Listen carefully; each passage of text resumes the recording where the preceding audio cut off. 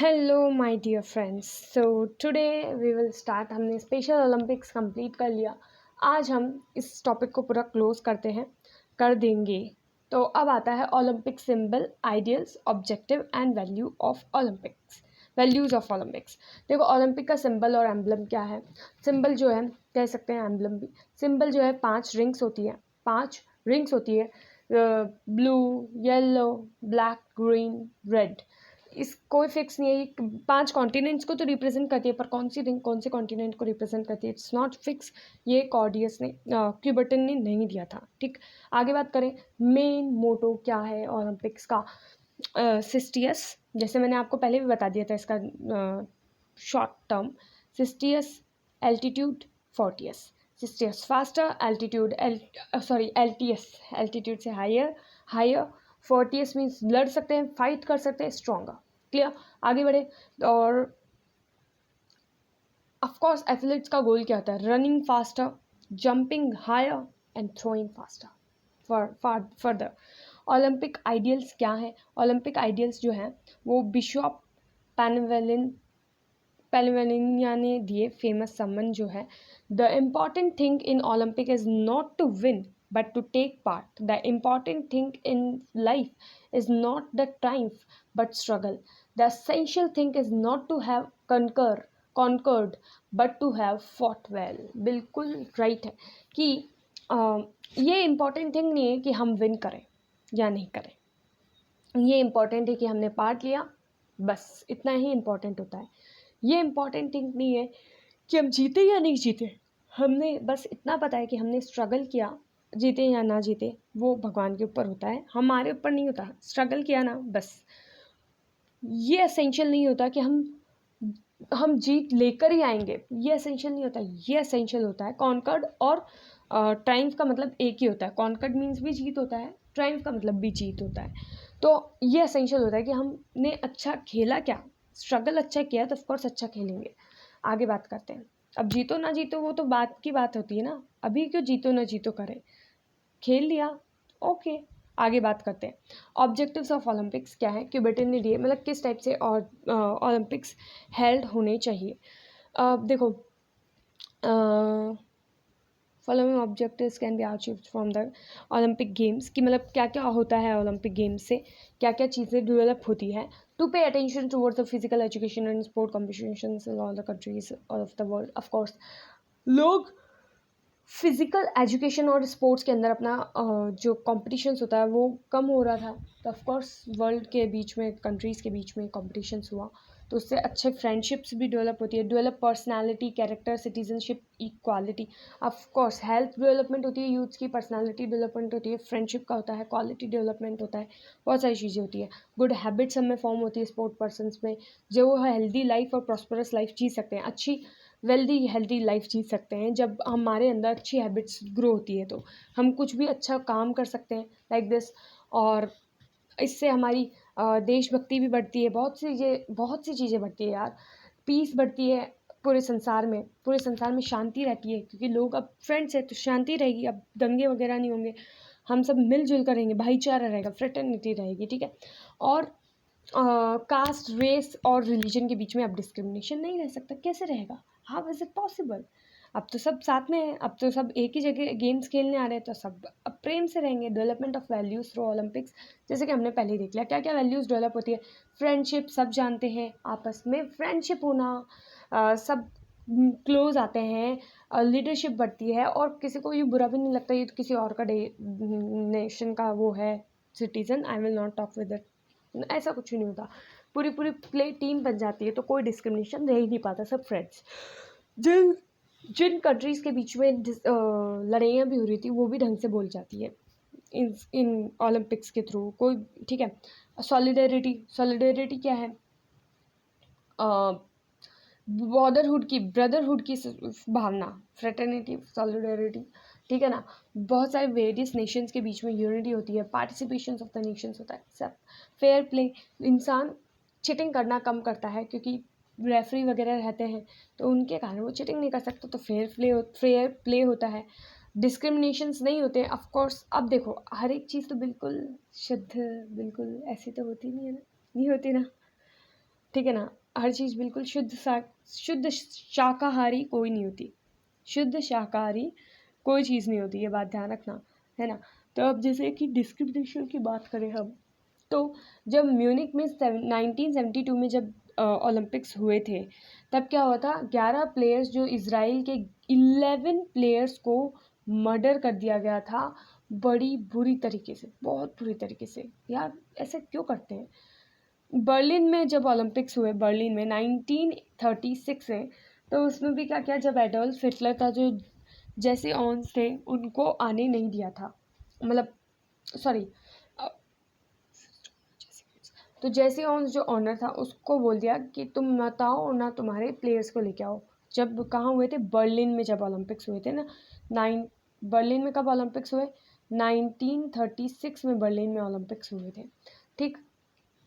तो वहाँ मना कर दिया कि मत आओ, क्योंकि अफ्रीकन अमेरिकन एथलीट्स थे, जो जो और किसको किसको कौन था ये, जेस ओन्स कौन था, जिसने 4 गोल्ड मेडल ले रखे थे, पहले से जीत रखे थे ओलंपिक गेम्स में, बहुत स्पेशल थे यार, और उनको आने नहीं दिया था हिटलर ने। हिटलर ऐसा ही करता था, और ऐसी बहुत सारी स्टोरीज है, शॉकिंग इवेंट्स तक है, कि बहुत सारी स्टोरीज़ है। मतलब डिस्क्रिमिनेशन, हर चीज़ बिल्कुल शुद्ध नहीं होती, पर हम फिर बाद में लिखा जाता है कि हम ओलंपिक्स के लिए नेगेटिव फीलिंग ना क्रिएट करें। चलो होता रहता है, हर जगह होता रहता है, तो please don't create negative feeling towards Olympics. Olympics अच्छे हैं, बस ओलंपिक्स हमारे अच्छी फीलिंग तो डेवलप होती है कम से कम, कि हाँ यार नेशन की कुछ तो चीज़ें डेवलप होती है, वर्स्ट तो नहीं होती सिचुएशंस। कुछ ना होने से बढ़िया है कुछ हो तो सही, कुछ अच्छा ही होता है, और बुरा तो होता नहीं। आगे बात करते हैं international Olympic committee. Next topic पे आ चुके हैं हम, जिसे हम IOC भी कहते हैं, इंटरनेशनल ओलंपिक कमेटी, IOC भी कहते हैं हम इसे, IOC, international Olympic committee short form.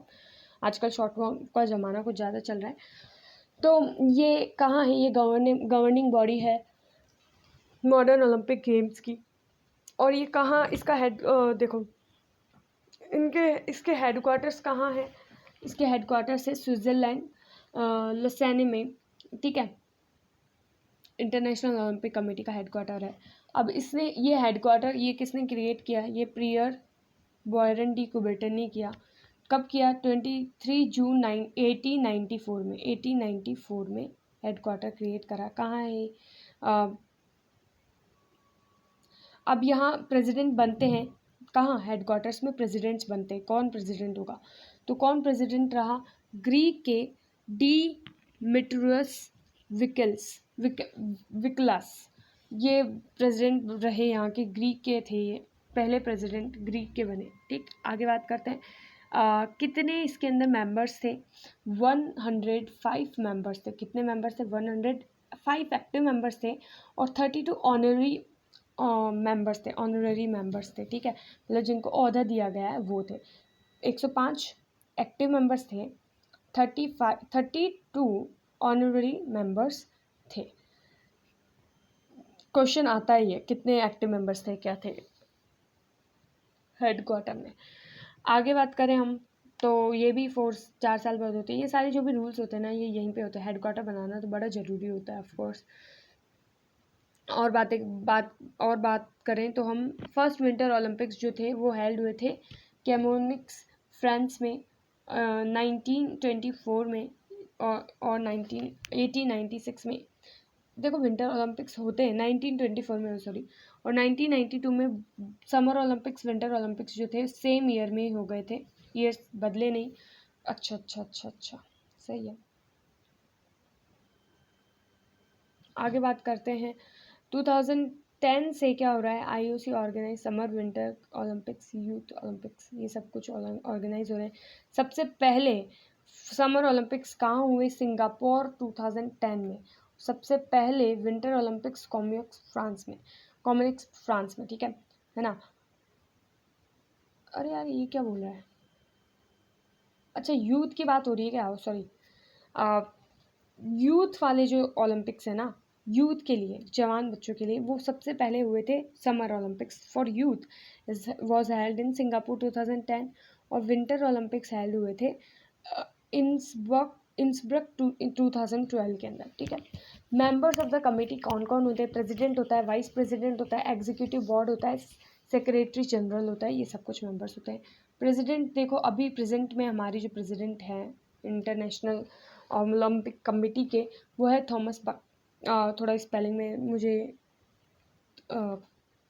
इधर उधर हो तो प्लीज़ अंडरस्टैंड इट, ठीक है ना। तो प्रेसिडेंट है, तो ये हमारे प्रेसिडेंट अभी है थॉमस बच है या बक है, या क्या बोलते हैं हम इसे, देख लेना आप। और फिर बाद में इनकी एक्सपायरी जब हो जाती है, मतलब यहाँ लिखा हुआ है ना, आफ्टर द एक्सपायरी उनकी टर्म, तो फिर वापस री इलेक्शन होता है, और जो मेंबर्स होते हैं ना उसके कमेटी के, वही इलेक्ट करते हैं प्रेसिडेंट को। वापस भी प्रेसिडेंट यही बने तो हो सकता है। और कब बनते हैं ये?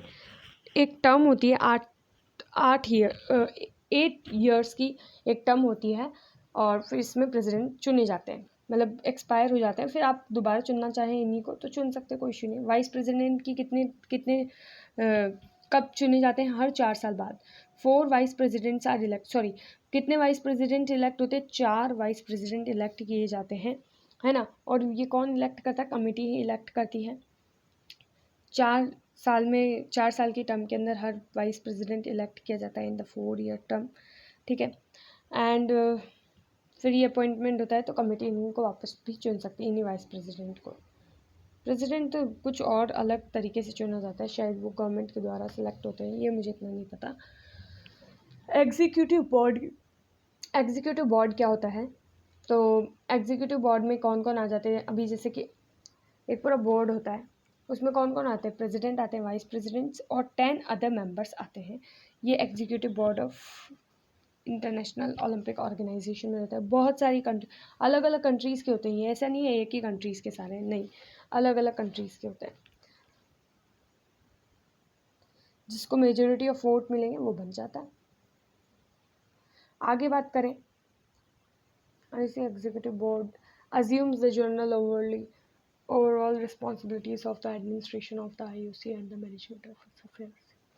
Yes, all these occur in this. Main function international Olympic organisation का क्या है, और कहाँ ओलंपिक ऑर्गेनाइज होंगे, ये ओलंपिक कमेटी डिसाइड करती है कि कहाँ ओलंपिक ऑर्गेनाइज करवाने हैं आपके, इस टाइप से। और डेज़ कितने डेज़ के चलेंगे, ये सब कौन डिसाइड करता है? IOC डिसाइड करती है, ठीक। और कॉम्पिटिशन्स और जनरल प्रोग्राम्स सारे जो भी कंडक्ट होते हैं, उनका सबका रेगुलेशंस, मेंटेनेंस, ये सारी IOC संभालती है। और एनकरेज करते हैं, सपोर्ट करते हैं एथिक्स इन द स्पोर्ट्स को, और एजुकेशन यूथ को स्पोर्ट्स की देने के लिए कौन? IOC। और बात करें हम regular conduct, Olympics regularly conduct होते हैं, किसके कारण हो पाते हैं? IOC के कारण हो पाते हैं, ठीक है। कोई संस्था तो होनी चाहिए ना जो चलाए, ठीक है। और यूनिटी स्ट्रेंथ कराना, प्रोटेक्ट करना इंडिपेंडेंस को ओलंपिक मूवमेंट में, ये सारे काम कौन करता है? IOC करता है, ठीक। और क्या, अगेन डिस्क्रिमिनेशन कुछ भी हो रहा है, ओलंपिक मूवमेंट को ठेस पहुंचा रहा था, तो उसके खिलाफ यही आवाज़ उठाते हैं। और वुमेंस के स्पोर्ट लेवल को इंक्रीज़ करने में भी इनका बड़ा योगदान है। अब 2-3 याद रख लो, और ज़्यादा चीज़ें याद रखने की ज़रूरत नहीं। इंडियन ओलंपिक एसोसिएशन पे आते हैं, IOA जिसे हम कहते हैं। तो ये कब हमारी ये क्वेश्चन आते हैं NCERT में, पीछे दे रखा है। तो IOA कब इस्टेब्लिश हुई? 1927 में। कब हुई? 1927 में। 2-3 क्वेश्चन आए इसके रिलेटेड पीछे। तो ये किसने करी? सर दोराबजी जमशेदजी टाटा ने। डॉक्टर नोहरन जो फाउंडर प्रेसिडेंट बने, सेक्रेटरी जनरल, देखो फाउंडर प्रेसिडेंट कौन बने? सर दोराबजी जमशेदजी टाटा। और नोहरन क्या बने? सेक्रेटरी जनरल बने। Secretary general doctor Noehren, sir Dorabji Tata Dorabji Jamsetji Tata क्या बने? प्रेसिडेंट, ठीक। आगे बात करें, IOA जो है वो एफिलिएटेड है, मतलब चलवाई जाती है किसके द्वारा? IOC के द्वारा ही चलवाई जाती है, मतलब उनका भी कंट्रोल रहता है इस पर। अब क्या हुआ था ना, पहली बार IOC ने किसको इलेक्ट किया कि भाई IOA के कौन पहली बार प्रेसिडेंट बनेंगे? वो बनेंगे भाई सर दोराबजी टाटा, उन्होंने कहा था। अब क्या होता है 1928 में ये इन्होंने ये रिज़ाइन कर देते हैं अपनी पोस्ट से, फिर बाद में फिर किसको बनाया जाता है, महाराजा भूपिंदर सिंह को बनाया जाता है। ठीक, थोड़ा इधर उधर हो रहा है। आईओ के प्रेसिडेंट। आगे बात करें, अब जब एम्स्टर्डम में जब पहली बार हमारे हॉकी प्लेयर्स भेजे गए थे, तो वो गोल्ड मेडल जीत के आए थे ओलंपिक गेम्स में, तो कितनी खुशी की बात है। फर्स्ट टाइम हमारे गोल्ड मेडल आया था इंडियन हॉकी में, और ये हर 4 साल बाद होते हैं। ठीक है, आईओए भी हर 4 साल बाद होते हैं। Office bearer of the IOA, the election of the office bearer of the IOA हर 4 साल बाद किए जाते हैं। अब हमने कहा ना आईओसी से कनेक्टेड, तो वो चीज़ आप देख लेना। तो फिर ठीक, हर 4 साल बाद इलेक्शंस होते हैं आईओ में कि कौन बनेगा, क्या किसको क्या प्रेसिडेंट बनाए, इस टाइप से। अब देखो, काउंसिल में ऑफकोर्स प्रेसिडेंट होगा, 9 वाइस प्रेसिडेंट होते हैं, 9 vice president, 6 joint secretaries, 1 secretary general, 1 honorary treasurer, 7 representatives of the state Olympic association, 12 representatives of the national sport federation और एसोसिएशन के इतने सारे मेंबर्स मतलब आईओए के अंदर होते हैं। ऑब्जेक्टिव्स इंडियन ओलंपिक एसोसिएशन के क्या क्या हैं, तो वो सब नीचे दिए हुए हैं। तो क्या क्या ऑब्जेक्टिव्स हैं, देखो, पहला है प्रमोशन ओलंपिक मूवमेंट का, इसीलिए आईवे मतलब डेवलपमेंट प्रमोशन होता रहे हैं आईओए का, आईओसी का सॉरी, तो ओलंपिक मूवमेंट का, तो इसलिए आईओए बनाया गया। एंड और जो भी रूल्स होते हैं, enforcements of all the rules and regulations of the IOC and IOA इस ऑब्जेक्टिव अंदर अंदर आते हैं। ठीक है, वो सब दोनों मिलकर करती है, कोई भी रूल्स वगैरह बनाने होते हैं। सारी मेंटेनेंस जो होती है ओलंपिक इवेंट्स की मिलकर करते, मतलब आईओए करवाती है, मतलब इंडियन ओलंपिक्स की इंडियन कराएगी ना, लाइक दिस, देखो ना, to be the official organisation in complete form and responsible for all the maintenance related to Olympic events, ये कराती है आईओए। अरे यार हाँ, ऑफकोर्स ऑफिशियल ऑर्गेनाइजेशन बन गई ना, इसीलिए। और बाकी बहुत सारे इसके ऑब्जेक्टिव्स हैं, तो प्लीज़ आप रीड कर लेना। ठीक, मैंने इतनी सारी आपको वेल डिटेल वीडियो दे दी, तो thanks for watching and please subscribe my channel, share like share and subscribe. और अगर आपको कुछ कमी लगे तो प्लीज़ मुझे कमेंट में below, so that I can improve my self. Thank you, thanks for watching.